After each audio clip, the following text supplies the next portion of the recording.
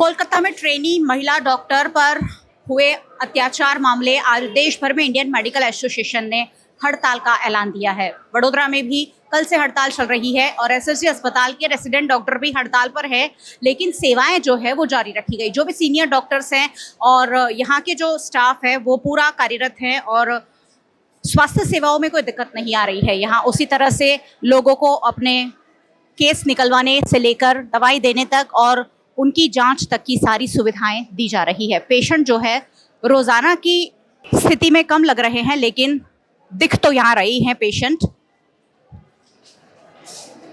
और सभी डिपार्टमेंट जिसे हमने देखा कार्यरत है और जो सीनियर डॉक्टर्स हैं वो एसएसजी अस्पताल में सभी तरह की स्वास्थ्य सुविधाएं यहाँ मरीजों को मुहैया करवा रहे हैं। अलग अलग बीमारियों के लिए यहाँ अलग अलग कतारें हैं और दवाइयाँ वितरित की जा रही है। हर जगह कतारें हैं और मरीज जो हैं उन्हें उनके हिसाब से ट्रीटमेंट दिया ही जा रहा है। ओपीडी सेवा बंद रखने की बात कही गई थी, लेकिन एसएसजी की सरकारी हॉस्पिटल में मैं खड़ी हूँ और यहाँ ओपीडी सेवा आप देखिए लगातार जारी रखी गई है और रेसिडेंट डॉक्टरों की जो हड़ताल है उसका असर यहाँ नहीं दिख रहा है। सीनियर डॉक्टर्स और एसएसजी हॉस्पिटल का जो स्टाफ है वो लगातार मरीजों को स्वास्थ्य सुविधाएं मुहैया करवा रहा है। डॉक्टर्स जो हैं वो लगातार मरीजों को चेक कर रहे हैं और रोजाना की तरह सुचारू रूप से स्वास्थ्य सेवाएं एसएसजी हॉस्पिटल में जारी दिख रही है।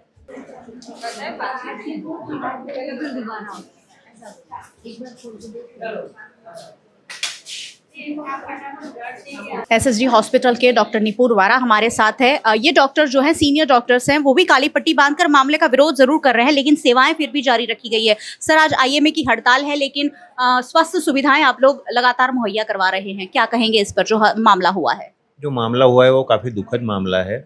इसके बारे में हम अपना विरोध जाहिर तो करते हैं, but the thing is that के हमें पेशेंट का देखना भी पड़ता है। So there is only one hospital which is working at present in Baroda, जैसे जमुनाबाई है, गोत्री है और एसएसजी है।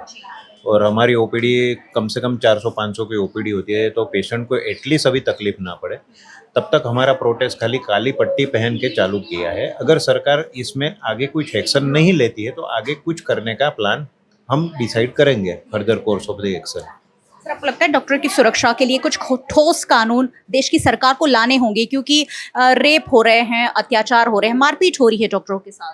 हॉस्पिटलों में तो एटलीस्ट सुरक्षा होनी चाहिए, एटलीस्ट सरकारी सभी लेवल की हॉस्पिटलों में सुरक्षा होनी चाहिए। हमारे पास भी इतने सुरक्षा कर्मी होते नहीं है। समटाइम पेशेंट के साथ बहस होती है, मारामारी होती है, पेशेंट कुछ भी बोल जाते हैं, एक दवा नहीं मिलती है तो हमारे पर गुस्सा होते हैं और वही थोड़ा सा बाहर निकल के भी मारने की कोशिश भी करते हैं। काफ़ी झगड़े होते हैं, हमारा टाइम वेस्ट होता है, दूसरे पेशेंट की सुविधाओं में भी उपलब्ध नहीं हो पाती है। समटाइम्स पेशेंट को मैनेज करना हमें बहुत डिफिकल्ट हो जाता है। हमारे पास सुरक्षा कर्मी होते ही नहीं है। डॉक्टर निपुर से हम बात कर रहे थे, जो कह रहे थे कि ज़रूरी है कि स्वास्थ्य सुविधाएं जारी रखी जाएं और विरोध तो है ही।